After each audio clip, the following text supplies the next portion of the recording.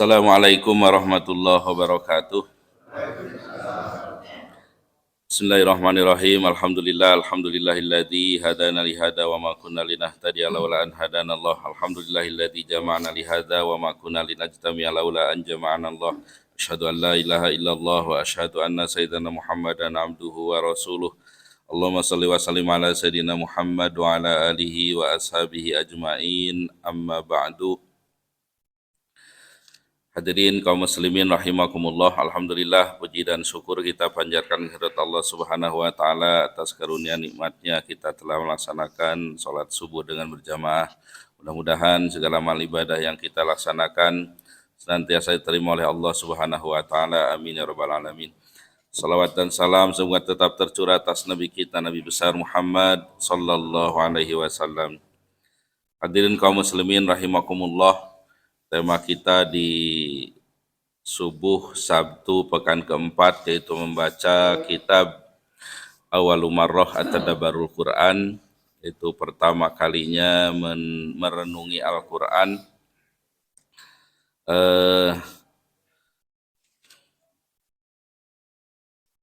Kalau sampainya mungkin kalau saya tanya pasti enggak ada yang bisa jawab ya, sampai mananya.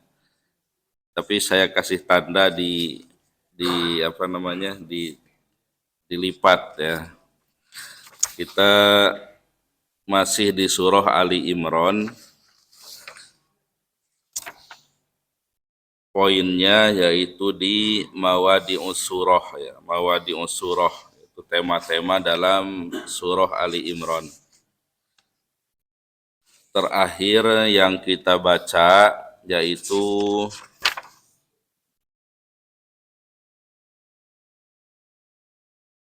ya, secara umum Ali Imran ini ya bahasannya kalau tema utamanya itu as-sabat fi dinillah ya, as-sabat ala dinillah, keteguhan memegang agama Allah atau di atas agama Allah.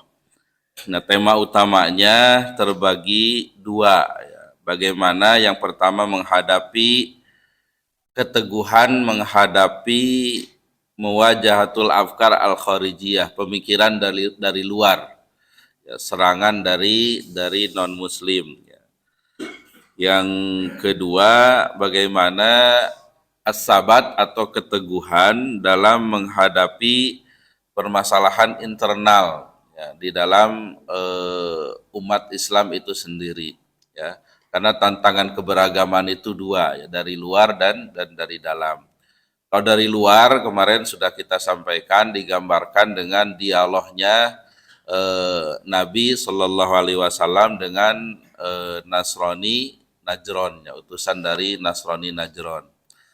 Yang kedua, ujian dari dalam, yaitu dalam perang Uhud. Dalam perang Uhud, di mana saat itu kaum muslimin dikatakan mengalami kegagalan. Nah, yang bab terakhir kita bahas yaitu keterkaitannya, hubungan antara yang pertama dan yang kedua. Ya. Kalau yang pertama ini kan kaitannya dengan Nasrani ya. Nasrani itu disimbolkan di sini yaitu dengan nabinya, Nabi Isa alaihi salam. Yang sudah kita bahas ya, yang pertama ada muta'alluq bil ashkhas wa tarkizu alal fikra wal hadaf wal manhaj. Ya. Tidak boleh kultus individu gitu ya. Itu pelajarannya tidak boleh atau tidak ada kultus individu, tapi fokus pada pemikiran ya, tujuan dan metode atau sistem. Dalam bagian pertama, lamma rafa'allahu al-masih ibn Maryam ila sama futinan nasara wa dallu. Ketika Allah mengangkat nabinya yaitu Nabi Isa Al-Masih bin Maryam ke langit, orang Nasrani diuji ya, dan mereka sesat, wadolu, dan mereka sesat. Yang kedua, lamma asya'a maktalun Nabi sallallahu alaihi wasallam kada badul muslimin ayuftanu. Ketika tersebar terbunuhnya Nabi sallallahu alaihi wasallam, hampir sebagian kaum muslimin itu juga kena ujian ya, diuji begitu. Ya, kalau peristiwa Isa ya, itu jelas ya sikap kita umat Islam itu ya. Nah, ini kemarin ada hari Natal ya, sudah banyak pembahasan para asatid ya, kita itu sikap kita jelas ya tentang kelahiran Nabi Isa ya, yang tidak punya ayah ya. Sementara Nasrani sendiri menyatakan anak Tuhan, ya, Yahudi menyatakan anak zina dan sebagainya. Nah, makanya selalu hanya satu nabi yang dalam Al-Quran itu selalu digandengkan dengan orang tuanya, yaitu Nabi Isa saja. Kalau yang lain tidak ada. Isa bin Maryam, itulah sikap kita. Ya, Isa anak laki-lakinya Maryam. Ya. Nah, kemudian mengenai kematiannya juga ya sama, kita tegas ya, Nabi Isa itu diangkat ya. Tapi bahasanya inni mutawaffika wa rafi'uka ilayya ya. Kata Allah, aku mewafatkan dan mengangkat di sampingku ya. Jadi diangkat ke langit ya. Nah, cuma bahasanya mutawafik ya, mewafatkan. Nah, kemarin sudah saya bahas apa bedanya wafat dan mati ya. Karena Al-Qur'an membedakan ya istilah tersebut. Kalau kita kan menyamakan saja ya, wafat ya wafat, mati ya mati. Yang jelas wafat itu lebih umum ya. Allah menyebut orang tidur pun sebagai wafat. Dalam surah Az-Zumar itu Allahu yatawaffal anfusa hina mautiha wallati lam tamut fi manamiha. Allah mewafatkan jiwa yang sudah sampai kepada kematiannya, dan yang belum sampai kepada kematiannya diwafatkan ketika tidurnya. Ini udah berkali-kali ya saya bahas. Cuma nggak tahu nih doa tidurnya yang saya ajarkan hafal belum? Yang Allahumma inni aslamtu wajhi ilaik, bukan. Allahumma inni wada'tu jambi wa bika arfa'uh in amsakta nafsi farhamha. Terus itulah, belum hafal atau lupa lagi atau sengaja nggak dihafal. Itu hikmah dari surah Az-Zumar itu ya, minimal satu aja ya ada yang nempel ya.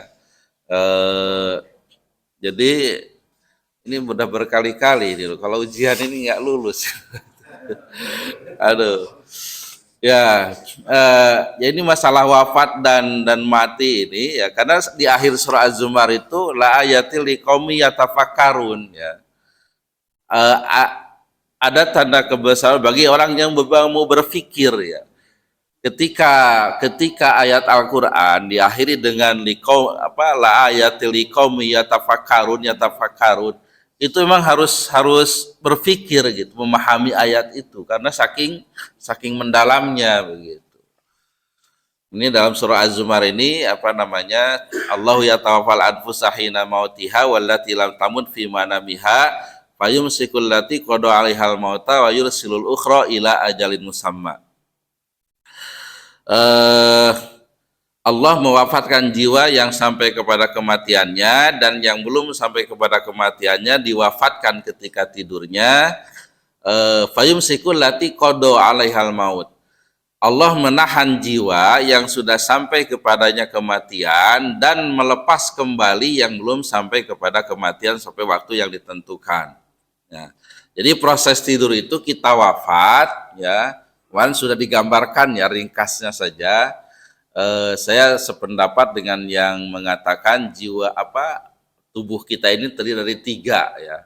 Ada jasad, ada ruh, dan ada jiwa, nafsun. Nafsun itu jasad halus ya, jasad halus. Diibaratkan dalam komputer itu ada istilah apa? Hardware ya, kemudian software, ada setrum. Nah, ruh itu setrumnya. Itu. Nah, komputer itu bisa saja dia tidak aktif softwarenya, programnya, tapi dia ada setrumnya. Itulah gambaran kita tidur. Ya. Jiwa kita diangkat, tapi setrum kita ada. Ya, karena tanda kehidupan kita masih ada. Itu bernapas, jantung berdetak, ya, kemudian nadi juga masih dan sebagainya.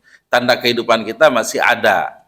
Nah, itu wafat ketika tidur. Jadi jiwanya yang diangkat. Tapi kalau kematian ya dengan ruhnya, ya dengan ruhnya.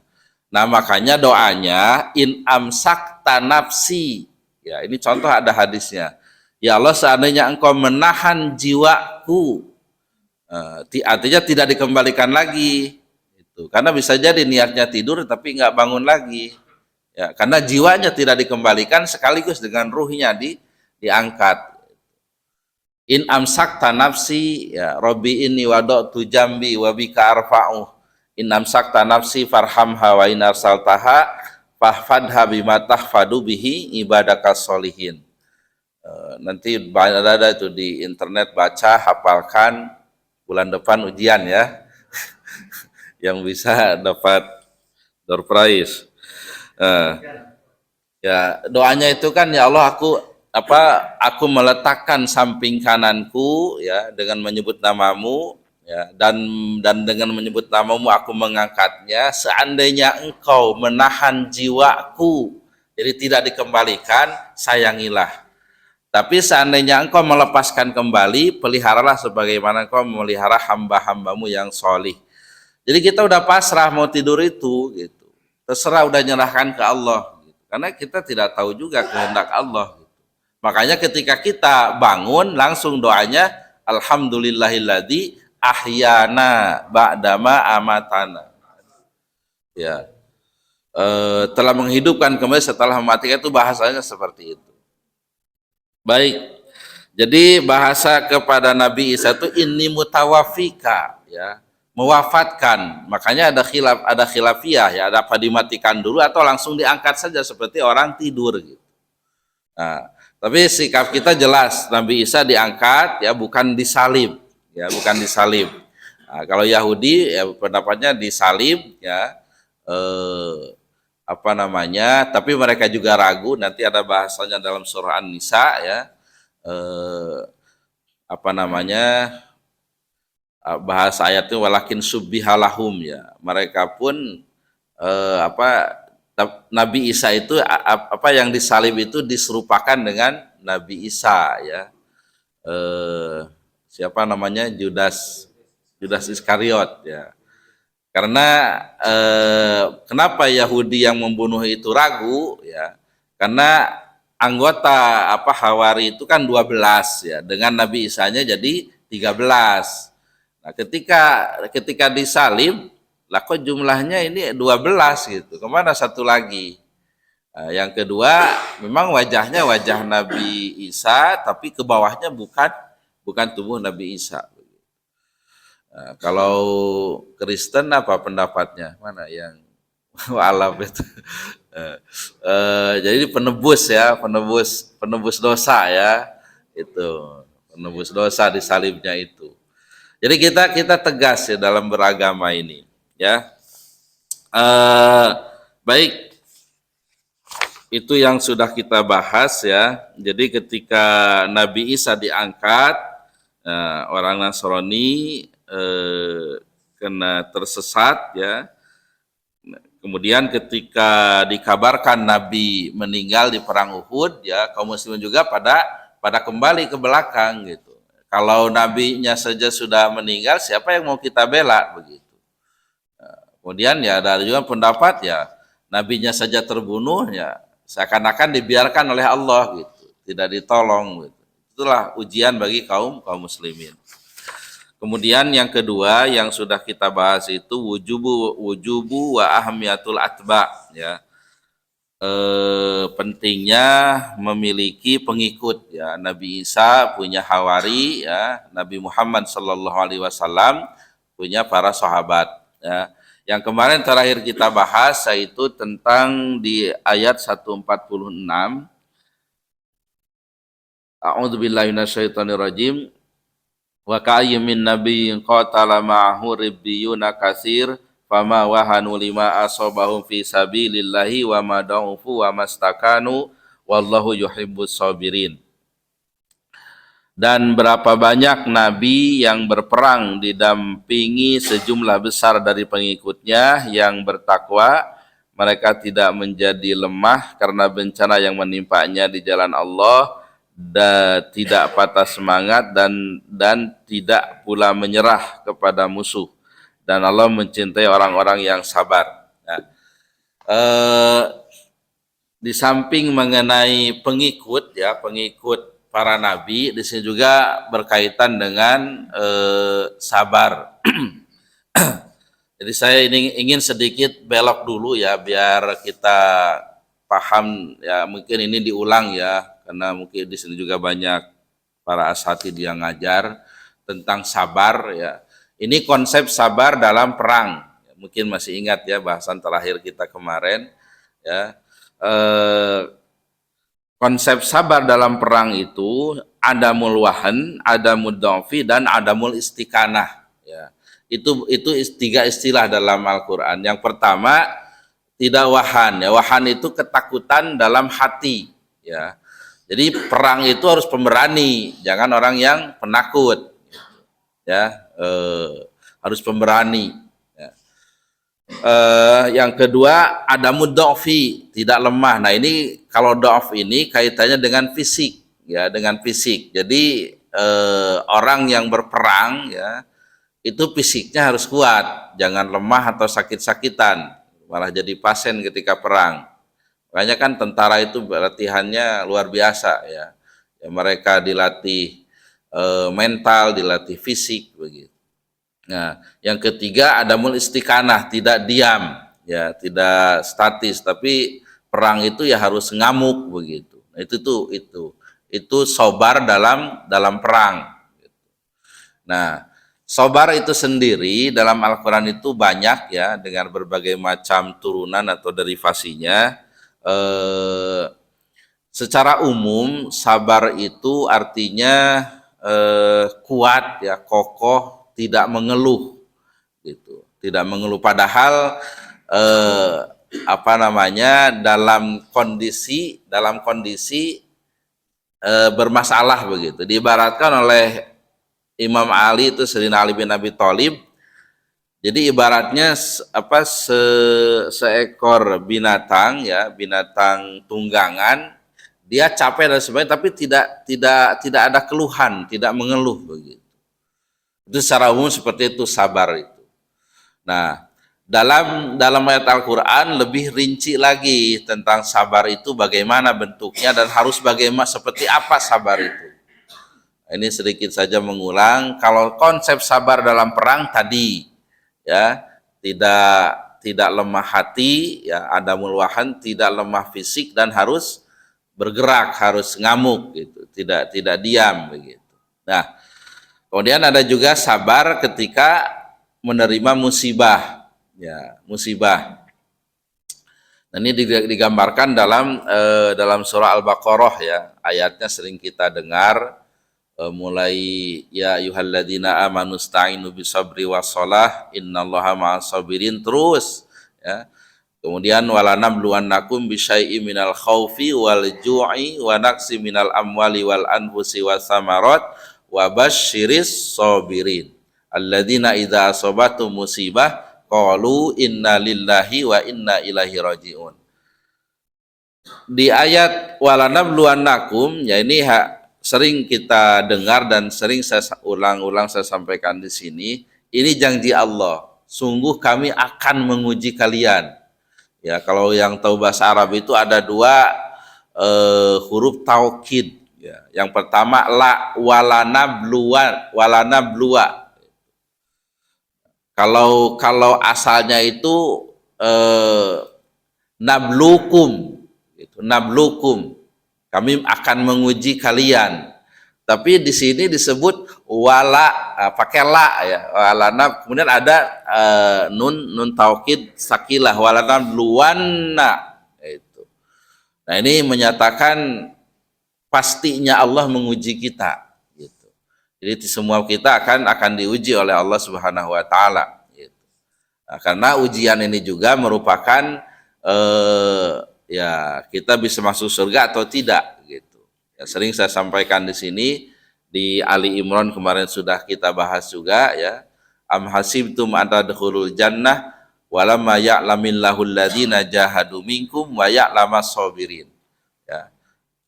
Jangan kalian mengira akan masuk surga sebelum nyata di hadapan Allah orang yang berjihad di jalannya dan orang yang sabar.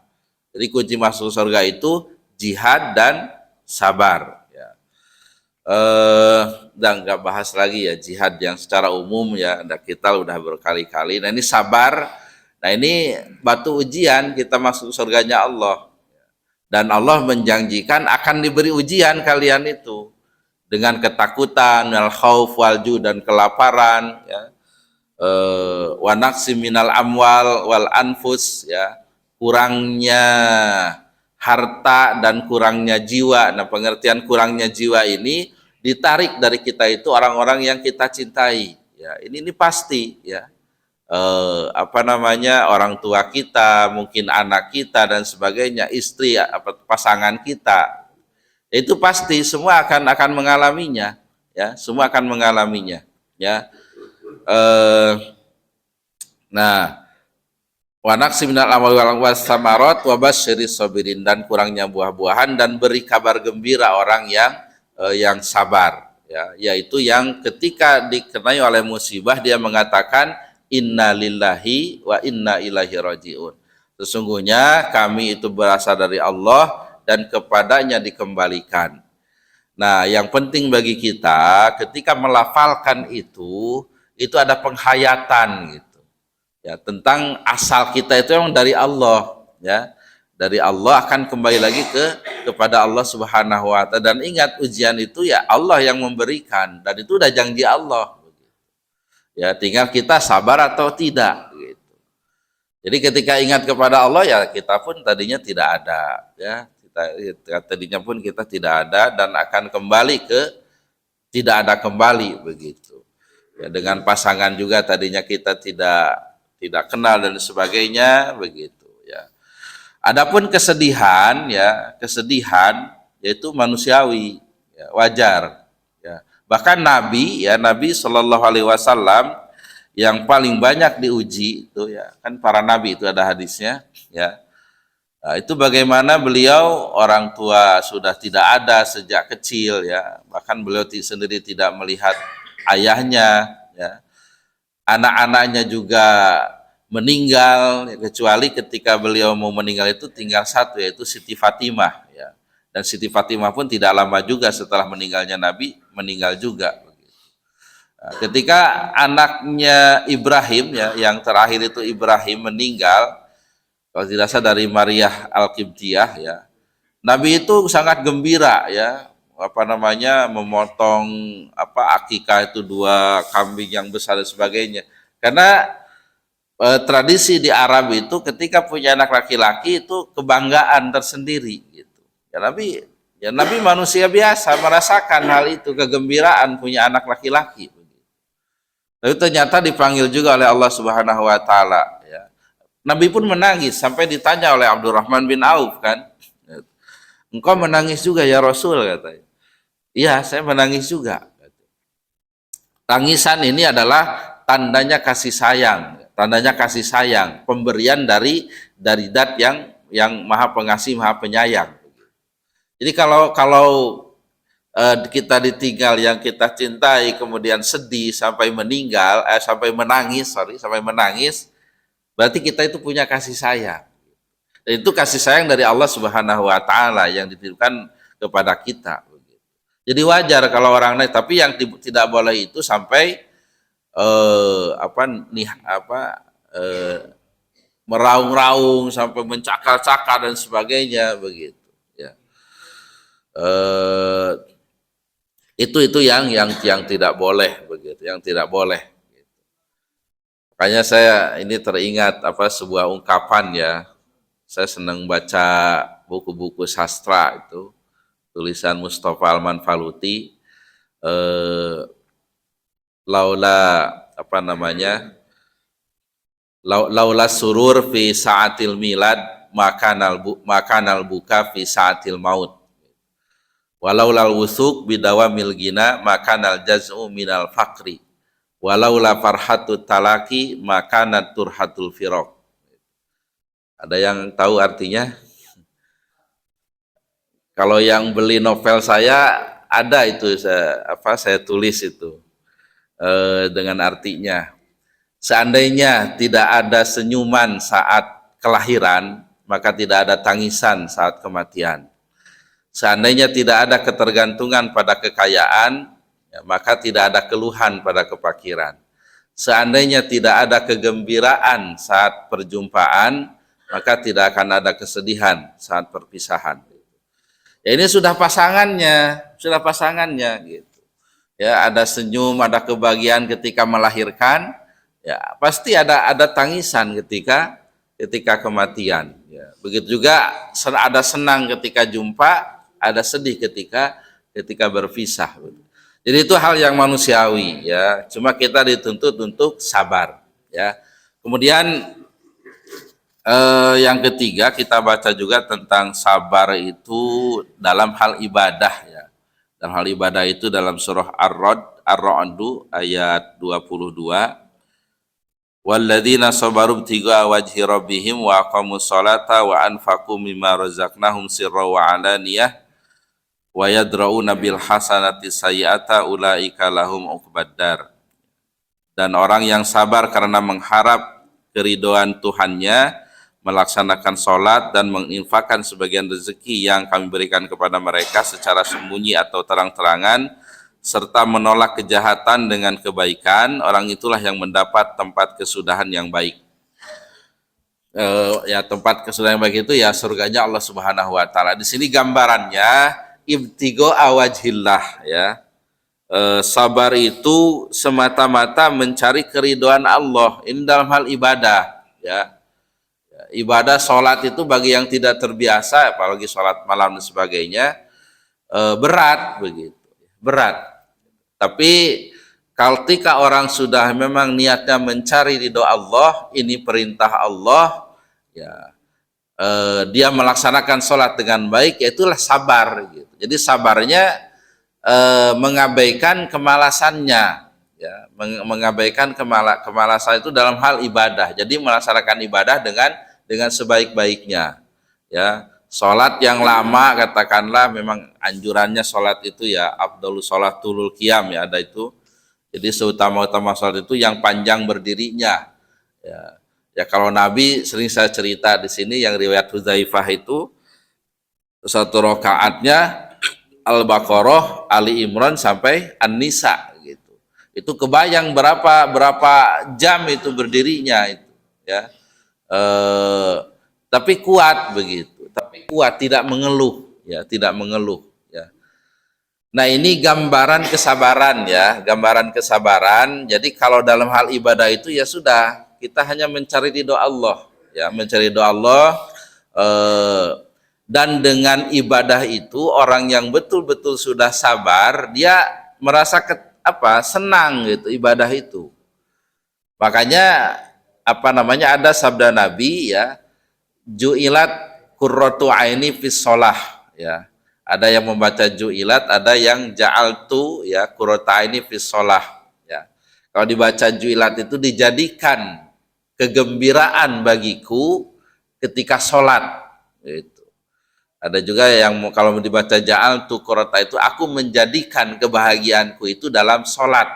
Itu kata Nabi Shallallahu Alaihi Wasallam.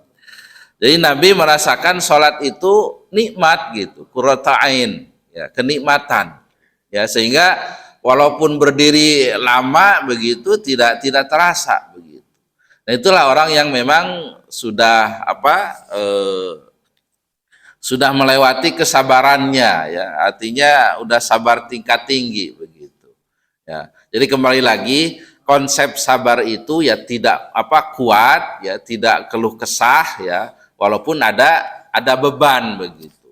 Ya kalau tadi ada musibah ya dia tidak berkeluh kesah begitu.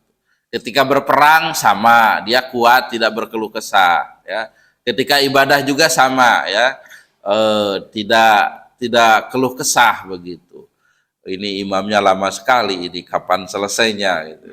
Nah yang itu tuh nggak sabar itu orangnya, ya. Lama sekali rukunya, sujudnya begitu. Nah itu belum melewati kesabaran, ya, belum melewati kesabaran. Toyib, ya ini mudah-mudahan jadi pelajaran aja bagi kita, ya, karena kesabaran ini ya menurut tadi Ali Imran itu kuncinya masuk surga. Kita harus sabar memang, ya, harus sabar, ya. Ketika menerima musibah, ya, kalau ada tuntutan perang, ya, kemudian dalam hal ibadah begitu. Kita bisa melihat ya saudara-saudara kita di Palestina itu ya mereka sudah membuktikan jihadnya dan sabarnya gitu. Bagaimana kehilangan keluarga, kehilangan harta benda begitu. Sering-seringlah kita sesekali lah lihat yang mungkin bisa bahasa Inggris itu Al Jazeera, ya, Al Jazeera atau yang bahasa Arab begitu.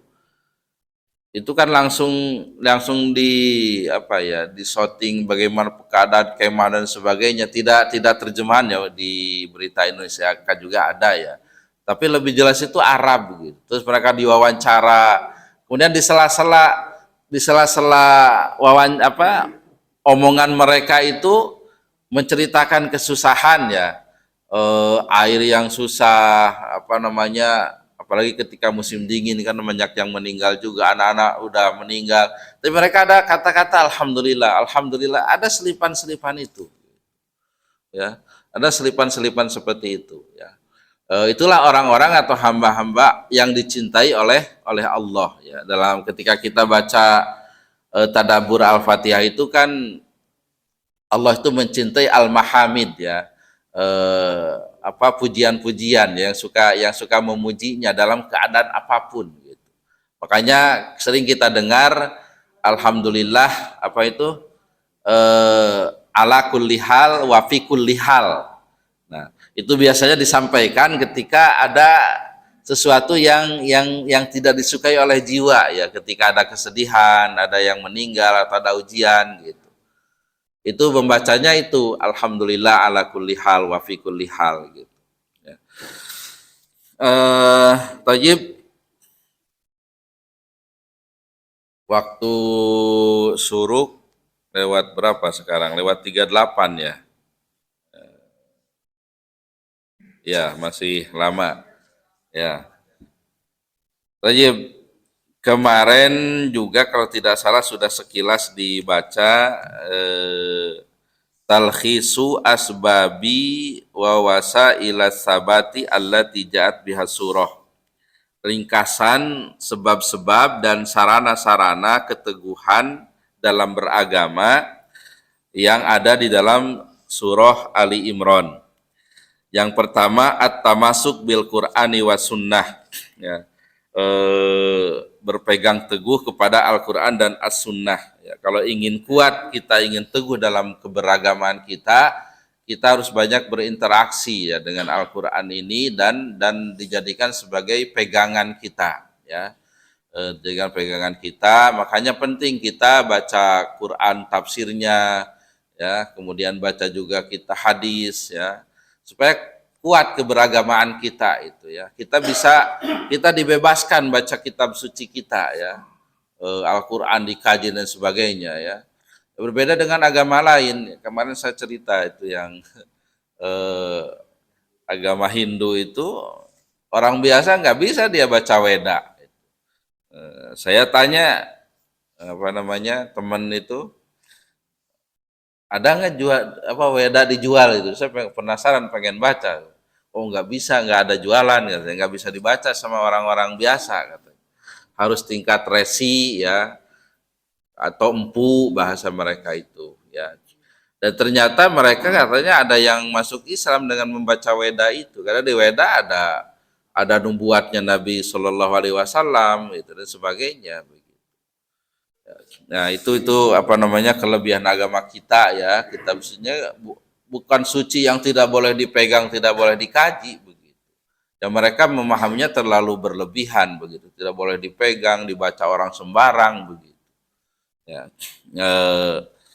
ya ini penting juga lah kamu yang mungkin punya akses baca weda biar dakwah tuh di di Bali sana gitu.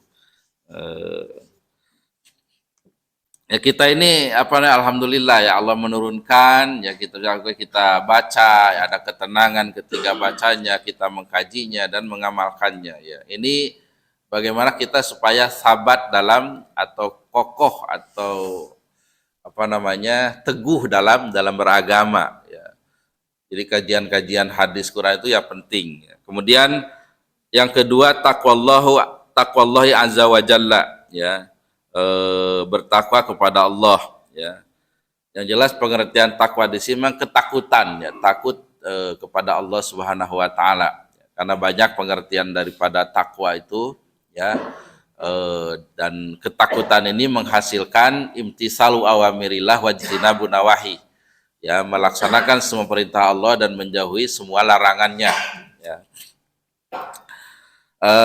Kemudian ya berbicara tentang takwa itu ini lagi-lagi apa namanya banyak bahasan juga ya. Ada yang menyebutkan sekitar 240-an ayat tentang takwa itu ya. Yang penting kita kaji ya. Keutamaannya, kemudian tanda-tandanya ya. Jadi jangan sampai aku-akuan saja kita bertakwa gitu. Sebagai insan yang bertakwa, mari kita memuji kepada Allah. Tidak seperti itu. Belum tentu kita ngaku takwa, menurut Allah kita bertakwa begitu. Ya, karena sudah dijelaskan tanda-tandanya. Ini saya nggak ada siaran ulang lagi. Ini sudah berkali-kali ya. Ya di surah Ali Imran, Az-Zariyat dan sebagainya. Ya, jadi takwa yang benar-benar takwa begitu. Bukan hanya aku-akuan gitu. Dan takwa itu ya berat juga gitu. Karena upahnya surga. Ya, upahnya itu surga. Ya seperti menahan marah, kemudian memaafkan gitu. Ya berat gitu. Ketika kita dizolimi terus orangnya minta maaf, berat memaafkan. Tapi ya bahasanya mau nggak memaafkanmu itu ditukar dengan surga begitu. Itu kata Allah ibaratnya seperti itu. Begitu juga apa dalam surah Az-Zariyat itu innahum kanu qabla dzalika muhsinin kanu qalilan minan laili ma yahja'un nabil asharihum yastaghfirun. Mereka senantiasa berbuat baik, malamnya sedikit tidurnya waktu malam, waktu sahur udah beristighfar. Bagi yang belum terbiasa berat begitu. Berat gitu. Tapi itulah kata Allah seperti itu dan harus kita usahakan gitu. Jadi mengisi waktu malam dengan banyak beribadah kepada Allah. Ketika waktu sahur sekitar 20 menit udah beristighfar, minta ampun kepada Allah Subhanahu wa taala. Kemudian yang ketiga al-i'tisamu billahi wa luzumul jamaati ya, berpegang kepada tali Allah ya. Di sini apa namanya? Acuannya jelas Al-Qur'an dan As-Sunnah ya. Kalau ada masalah apa itu kembali kepada Al-Qur'an dan As-Sunnah. Kemudian waluzumul jamaah itu kita ilzam itu jadi memiliki jamaah begitu ya. Kita bergabung dalam jamaah. Paling tidak jamaah kita itu di masjid begitu ya. Itu di masjid jamaah ya. Makanya penting ya melaksanakan sholat dengan berjamaah. Ya bahasa saya penting itu karena ada khilafiyah ya tentang hukumnya berjamaah itu ya. Imam Hanafi sendiri fardu ain gitu ya, tapi Syafi'i ya sunnah muakkadah begitu ya. Dan ini pentingnya kita berjamaah ya, persatuan setidaknya ya minimal kalau kita sering ketemu ya di masjid dan sebagainya Kita punya apa? Kalau di sini kan bahasanya fa'allafa baina qulubikum, ta'liful qulub, ya. Punya kedekatan secara emosional, secara hati gitu, ya. Oh, ini sering ketemu dengan saya di masjid dan sebagainya gitu, ya. Ya, kayak ketika meninggal itu ya ketika meninggal ya yang punya kedekatan itu kan beda dengan yang tidak punya kedekatan. Beda orang yang meninggal yang rajin ke masjid dengan yang tidak suka ke masjid, tapi kita kenal gitu. Kemudian disolatin gitu. Kadang ada kan yang tradisi gimana ini mayat ini khair atau tidak gitu. Nah, ada eh, kalau yang kita tahu ini baik kan khairnya itu ikhlas gitu. Oh khair itu orang baik begitu. Tapi yang nggak suka ke masjid ya gimana begitu. Khairnya khair gimana begitu. Nah, ini setidaknya minimal seperti itulah gitu. Persiapan kita meninggal. Karena kalau udah meninggal itu langsung nampak begitu ya. Baik buruknya kita itu akan nampak gitu. Karena saya sendiri ya suka apa ya? Saya di komplek itu biasa jadi tim tim apa memandikan jenazah juga gitu. Kadang ya diomongin apa, ngomong apa gitu. Orangnya masih di situ gitu. Hal baiknya, hal buruknya gitu. Nah, itulah kita ini pentingnya apa namanya berjamaah ya. Kemudian jamaah juga kita bisa saling mengingatkan ya, saling mengingatkan atau bertanya dan sebagainya. Kemudian yang keempat al-amru bil ma'ruf wan nahyu anil munkar ya. Pentingnya apa menyuruh kepada hal yang baik dan mencegah kepada kemungkaran. Ya. Kemudian yang kelima tarkul ikhtilaf fid din, yang meninggalkan perbedaan dalam agama ya, dengan pengertian bukan tidak boleh berbeda gitu ya. Ya, tapi pakai tata krama ikhtilaf ya, pakai tata krama dalam hal beda pendapat begitu ya. Ayatnya sebenarnya yang 5 ini bersambung ya, bisa dibaca ditelaah dari ayat 101 itu tentang at-tamasuk bil Quran, berpegang teguh kepada Al-Quran dan As-Sunnah. Takwa kepada Allah di ayat 102. Kemudian al-itisam billah waluzumul jamaah di ayat 103.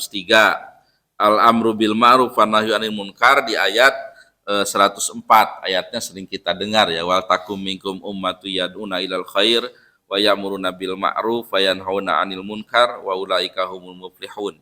Hendaklah ada di antara kalian itu segolongan umat kaum yang mengajak kepada kebaikan ya, menyuruh yang ma'ruf yang baik, mencegah yang munkar, mereka itulah orang yang beruntung.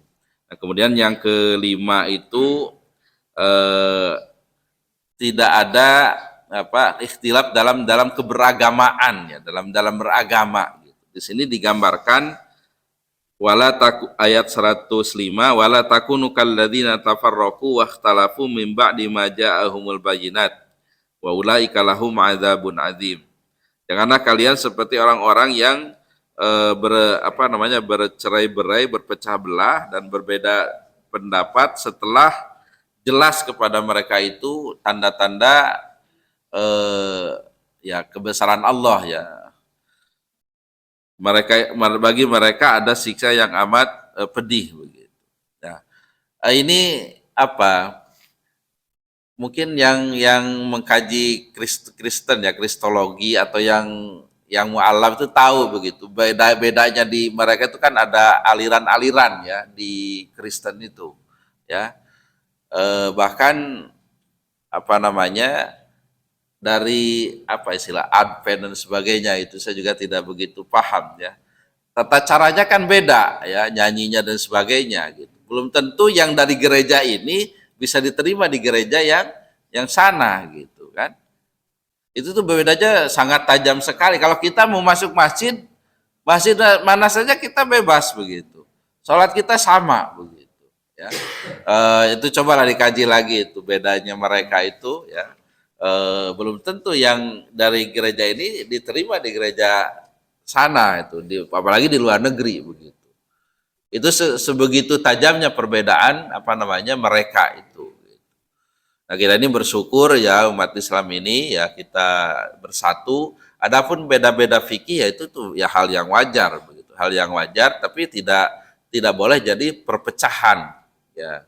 Nah, di antara kuncinya yang pertama kita memahami agama yang perbedaan itu secara komprehensif ya. Dulu pernah saya sampaikan. Jadi kenapa kadang kita itu berselisihnya itu tajam begitu? Kadang-kadang yang disampaikan hanya satu pendapat saja gitu. Ya, tidak semuanya. Harusnya ketika ada satu kajian, makanya saya jarang bahas fikih itu karena banyak kajiannya gitu. Katakanlah dalam hal kunut umpamanya gitu. Hanya disampaikan dalil-dalil yang tidak kunut umpamanya. Itu kan bagi yang kunut lah. Kok kenapa saya ini seakan-akan disalahkan begitu. Nah, yang baik itu ya semua dikaji tentang itu ya dalil yang kunut ini, yang tidak ini gitu. Nah, itu kan jadi jelas kita punya pemahaman yang komprehensif. Yang kedua ya jangan kita merasa paling benar gitu. Merasa paling benar, yang lain salah atau menyalahkan orang gitu, menyalahkan orang. Karena tabiat orang itu tidak mau disalahkan ya, tidak mau disalahkan. Apalagi dia punya dalil tersendiri disalahkan gitu. Oh, itulah yang bibit pertengkaran itu gitu ya. Nah, ini ada pemahami dalam hal ikhtilaf dalam fikih begitu. Baik Bapak Ibu sekalian,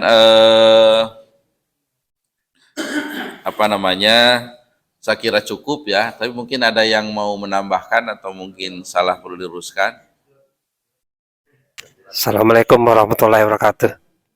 Masuk nggak? Salam. Masalah sabar dan sholat ya Ustaz. Intinya kita kan diuji sama Allah. Nabi aja yang dijamin masuk surga aja ujinya berat, lebih apalagi kita ya. Contoh Nabi Muhammad saat meninggalnya Siti Khadijah sama Abu Talib, pamannya Abu Talib kan berat juga itu kan. Tapi ada di balik itu hadiah sama Allah, Isra Miraj, langsung ketemu Allah. Terus Nabi Muhammad meninggal, punya anak laki-laki ada 3 orang. Terakhir Ibrahim yang kata Ustaz tadi ya. Berat juga Ustaz. Tapi habis itu di balik itu ada lagi hadiah dari Allah. Turunnya surat Al-Kautsar tentang talaga.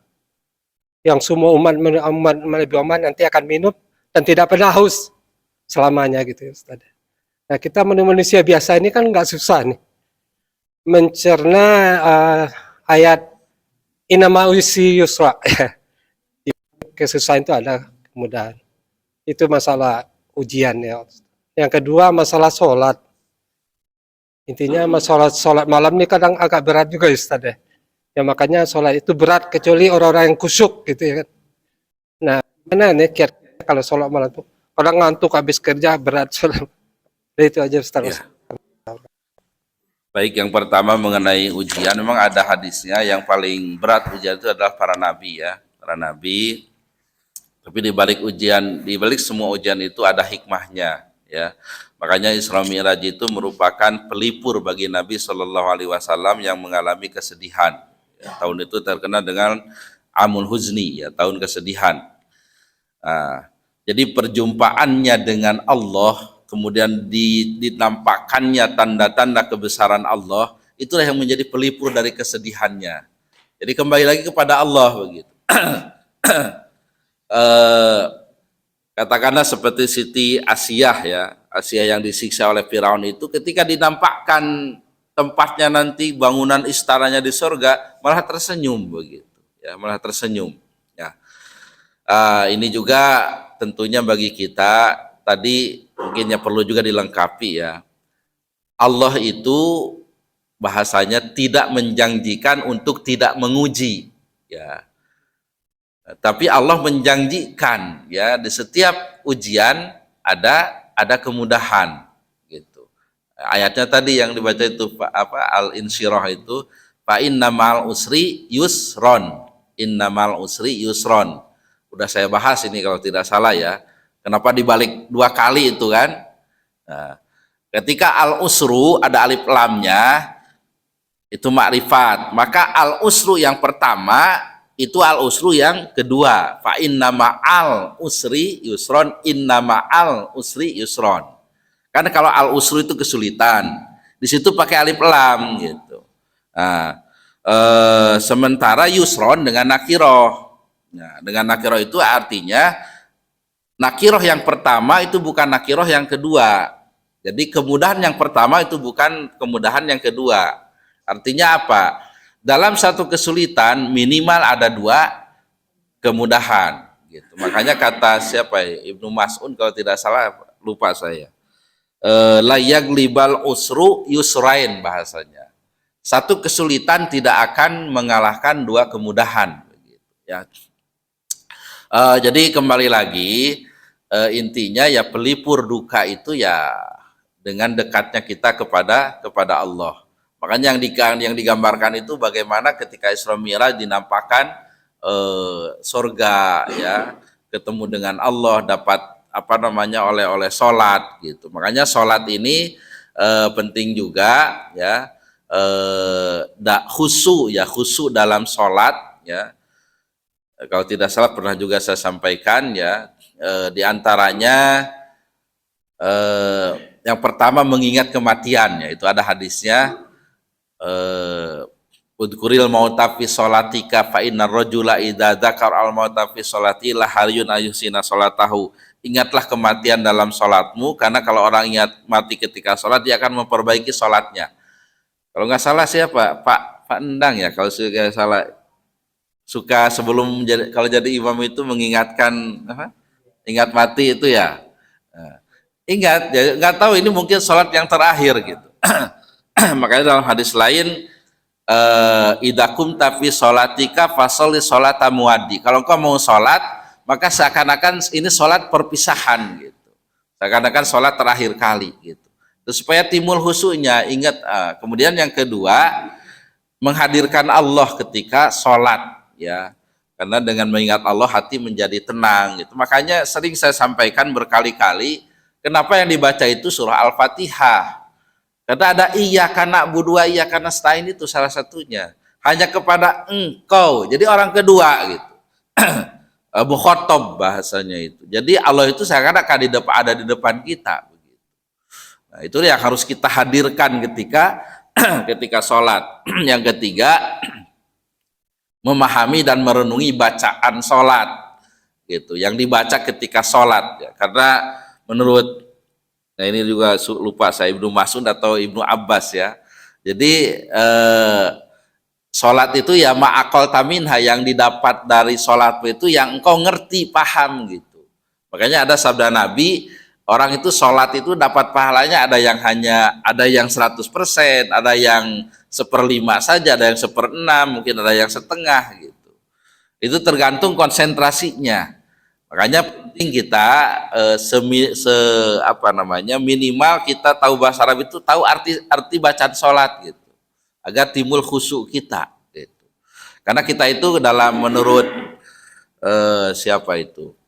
Jadi kalau ingin berbicara dengan Allah maka adalah sholat gitu. Tapi kalau ingin Allah berbicara kepada kita adalah baca Quran gitu. Jadi bersolat itu kita lagi ngobrol ya, dalam tanda petik tentunya dengan Allah.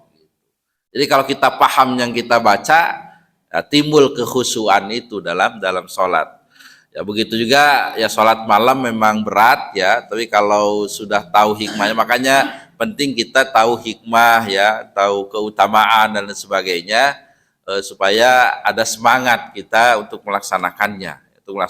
Coba lagi kita baca-baca keutamaan sholat malam. Ya, kalau sekarang udah gampang ya, kita mau tahu sesuatu itu sudah gampang ya. Bisa Google, ada Chat GPT, ada apa macam-macam begitu. Tinggal kita maunya ilmu itu. Baik, mungkin itu komentar saya. Pak Raja terakhir. Ini kan lagi ramai musim bencana, Ustaz, bencana alam. Jadi bencana itu juga kemungkinan kan besar azab dari Allah, Ustaz. Ya. Tadi Ustaz bilang tidak ada itilaf dalam perbedaan agama, kayak kita setuju, Ustaz. Di dalam surat Al-Ikhlas juga disebutkan lam yalid wa lam yulad. Allah tidak beranak dan tidak diperanakan. Kemudian Allah, kita juga pernah dengar, Allah mengampuni semua dosa-dosa, termasuk dosa besar kecuali syirik. Oke, kira-kira begitu Ustaz. Dan bagaimana pertanyaan saya dengan seorang umaro, ya, dia mengajak-ajak kita berbuat syirik Ustaz. Mengajak kita bergembira, mengakui bahwa ada Tuhan selain Allah, atau Tuhan itu beranak Ustaz. Sikap kita apa Ustaz? Supaya kita terhindar dari musibah atau bencana Ustaz. Terima kasih Ustaz. Assalamualaikum warahmatullahi wabarakatuh. Ya. Baik, kalau dikaitkan dengan apa namanya masalah bencana ya, ada sebenarnya bahasan tersendiri ya. Ini bisa satu pertemuan ya, kaitannya bencana dan dosa ya, bencana dan dosa ya. Ini juga untuk mengingatkan bagi kita semuanya, karena kalau dalam hadis Ibnu Majah itu, kalau fahisah sudah merajalela, itu sudah dihalalkannya siksa Allah turun ya.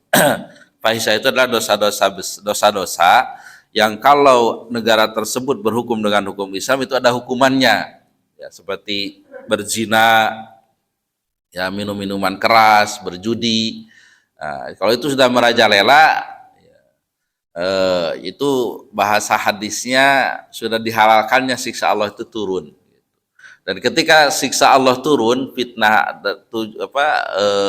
itu tidak hanya menimpa orang yang dolim saja, semua orang baik pun kena juga begitu, kena juga ya. Dan ini peringatan ya bagi kita semuanya ya, supaya kembali kepada Allah ya. Dalam surah Rum itu kan doharul fasadu fil barri wal bahri bima kasabat aydin nas liyudhiqahum ba'dalladzi amilu la'allahum yarji'un ya. Intinya bagaimana supaya mereka itu kembali kepada Allah ya. Nampak kerusakan di darat dan di lautan. Pengertian rusak itu ya memang rusak secara fisik ya, juga rusak secara moral begitu. Ya. Kemudian ditimpakan ya, sebagian akibatnya itu ya, liyudhiqahum ba'dalladzi amilu. Jadi akibat dari kerusakan itu ditimpakan kepada mereka gitu, agar mereka itu kembali ya. Tentunya bagi orang-orang yang soleh yang baik ya, bencana ini merupakan anugerah juga ya, mudah-mudahan mereka kategorinya syahid akhirat. Tapi bagi orang yang dolim ini sebuah bencana ya, malapetaka begitu. Kemudian tadi sikap kita ya, saya juga nggak tahu umarohnya siapa yang mengajak itu ya, tentunya kita udah punya prinsip tadi ya, kita yang baca Quran ya, kita memegang pendapat-pendapat itu yang memang jumhur ya, mayoritas ulama dan kuat begitu ya. Kita jumhurnya kita yang kita pegang, agama itu ya beda gitu ya, tidak menyamakan semua agama kita gitu. Nah sementara ada yang berpendapat agama itu sama, mengajarkan kebaikan dan sebagainya gitu. Itu terserah mereka begitu, itu tanggung jawab dengan pendapatnya mereka begitu. Ya, urusan pribadi terserah mereka, tapi sikap kita ya, kita berpegang kepada jumhur ya. Agama itu ya beda begitu. Ya kita tidak boleh ikut-ikutan dengan agama lain. Tapi kalau untuk hanya berteman saja itu ya silakan saja kita gitu. Tapi untuk mengikuti ya kita dibatasi dengan aturan kita gitu. Dan harus jadi pemahaman bagi mereka juga gitu. Ya. Seperti ketidakbolehan menyebut selamat Natal dan sebagainya ya bukan berarti menghalangi untuk tidak menghalangi untuk bergaul gitu, boleh saja ya ketemu jangan selamat Natal lah, selamat berlibur atau apa begitu ya. Gimana Natalannya kan nanya saja, kita bukan selamat kan, gimana Natalannya gitu kan, atau gimana liburannya gitu. Yang jelas kita beda begitu. Begitu juga ketika baca salam dan sebagainya kan ada aturan-aturannya. Kita berpegang kepada yang jumhur. Adapun mereka berpendapat lainnya silahkan saja, terserah. Mereka tanggung jawab dengan pendapatnya. Yang jelas kita tidak boleh ikut-ikutan dengan pendapat yang tanda petik nyeleneh-nyeleneh itu. Walaupun itu keluar dari seorang pemimpin, seorang umaro begitu, presiden atau menteri dan sebagainya. Ya, kita tegas karena tanggung jawab itu kembali kepada kita gitu. Yang nanti kita akan ditanya juga kita kenapa bersikap seperti itu, sementara ajaran di Islam itu seperti ini ajarannya begitu. Jumhur ulama juga begini. Gitu. Itu kan supaya kita bisa menjawab pertanyaan Allah Subhanahu wa taala. Baik, itu saja, waktu sudah siang. Kita berdoa kepada Allah Subhanahu wa taala. Jadi khusus anak saya lagi sakit ya. Udah berapa malam ya saya juga kurang tidur. Mudah-mudahan ya semua yang sakit ya diberi kesembuhan oleh Allah Subhanahu wa taala dan diberi kesabaran. Kita doakan juga anak-anak kita menjadi anak-anak yang soleh, yang solihah, anak-anak yang berilmu, mengabdi kepada Allah, berbakti kepada kedua orang tua. Ya kita berdoa mudah-mudahan semua maksud baik kita dijabah oleh Allah Subhanahu wa taala. Hadhihi wa likulliyatin sholihah barakati al-Fatihah. A'udzubillahi minasyaitonir rajim. Bismillahirrahmanirrahim. Alhamdulillahirabbil alamin arrahmanirrahim maliki yaumiddin. Iyyaka na'budu wa iyyaka nasta'in. Ihdinas siratal mustaqim. Siratal ladzina an'amta 'alaihim ghairil maghdubi 'alaihim waladdallin. Bismillahirrahmanirrahim. Alhamdulillahirabbil alamin hamdan yuwafi ni'amahu yukafi mazidah ya rabbana lakal hamdu kama yanbaghi li jalali wajhika wa 'azimi sultanika. Allahumma shalli ala Muhammad wa ala ali Muhammad. Allahumma ighfir lana dzunubana wa liwalidina warhamhuma kama rabbayana shighara. Allahumma jal jaman hadza jaman marhuma wa tafarruqana min ba'dihi tafarruqan ma'suma. Rabbana hab lana min azwajina wa dzurriyyatina qurrata a'yun waj'alna lil muttaqina imama. Rabbana la tada' lana dhanban illa ghafartah wa la hamman illa farajtah wa la daynan illa qadaitah wa la maridon illa syafaitah wa la maridon illa syafaitah wa la maridon illa syafaitah wa la aiban illa satartah wa la hajatan min hawajid dunya wal akhirati illa qadaitah ya arhamar rahimin. Rabbana atina fid dunya hasanah wa fil akhirati hasanah wa qina adzabannar. Wa sallallahu ala sayyidina Muhammadin wa ala alihi wa sahbihi wa sallam. Subhana rabbika rabbil izzati amma yasifun wa salamun alal mursalin walhamdulillahi rabbil alamin. Subhanakallahumma bihamdika asyhadu an la ilaha illa anta astaghfiruka wa atubu ilaik. Alhamdulillahi rabbil alamin. Assalamualaikum warahmatullahi wabarakatuh.